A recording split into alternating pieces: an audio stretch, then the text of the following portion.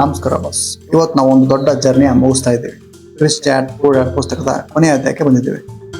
ಈ ವಿಡಿಯೋ ಬರೀ ಒಂದು ಚಾಪ್ಟರ್ ಬಗ್ಗೆ ಅಲ್ಲ, ಇಡೀ ಪುಸ್ತಕದ ಸಾರಾಂಶ ಮತ್ತು ಅಪ್ಲಿಕೇಶನ್ ಬಗ್ಗೆ.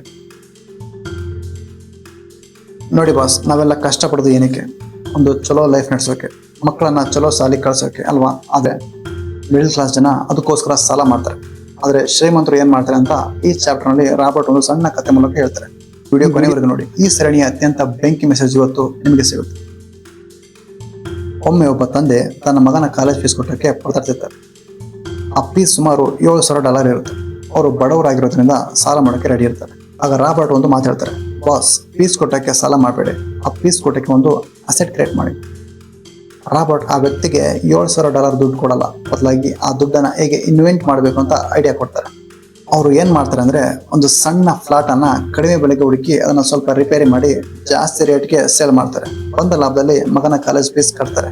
ನೋಡಿ, ಇಲ್ಲಿ ಫೀಸ್ ಕೂಡ ಕಟ್ಟಿದ್ರು, ಜೊತೆಗೆ ಅವರಿಗೆ ಆಸ್ತಿ ಮಾಡೋದು ಹೇಗೆ ಅನ್ನೋ ಅನುಭವ ಕೂಡ ಸಿಕ್ತು. ಯಾವುದೋ ಒಂದು ಖರ್ಚು ಬಂತು ಅಂತ ತಕ್ಷಣ ಸಾಲದ ಬಗ್ಗೆ ಯೋಚನೆ ಮಾಡಬೇಡಿ. ಆ ಖರ್ಚನ್ನ ಮ್ಯಾನೇಜ್ ಮಾಡೋ ಆಸ್ತಿ ಯಾವುದು ಅಂತ ಯೋಚನೆ ಮಾಡಿ.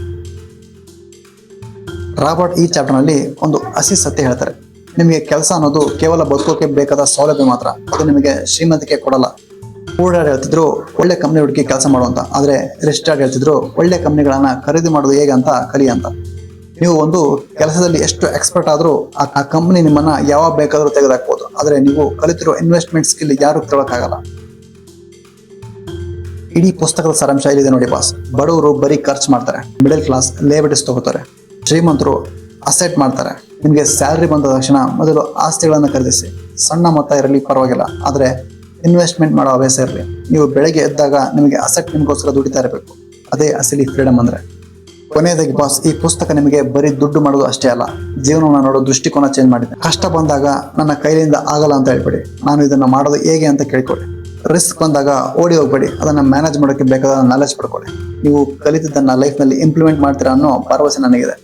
So friends, rich dad poor dad ನ ಸರಣಿ ಇವತ್ತಿಗೆ ಮುಗಿಯಿತು. ಈ 10 ವಿಡಿಯೋಗಳಲ್ಲಿ ನಿಮಗೆ ಅತಿ ಹೆಚ್ಚು ಇಷ್ಟವಾದ ಅಧ್ಯಾಯ ಯಾವುದು ಅಂತ ಕಮೆಂಟ್ ಮಾಡಿ. ನಮ್ಮ ಚಾನಲ್ನ ಇನ್ನೂ ಸಬ್ಸ್ಕ್ರೈಬ್ ಮಾಡಿಲ್ಲ ಅಂದ್ರೆ ಈಗಲೇ ಸಬ್ಸ್ಕ್ರೈಬ್ ಮಾಡಿ. ಮುಂದಿನ ವಾರ ಹೊಸ ಪುಸ್ತಕದೊಂದಿಗೆ ಬರ್ತೇನೆ. ಅಲ್ಲಿವರೆಗೂ ಕಾಯ್ತಾ ಇರಿ.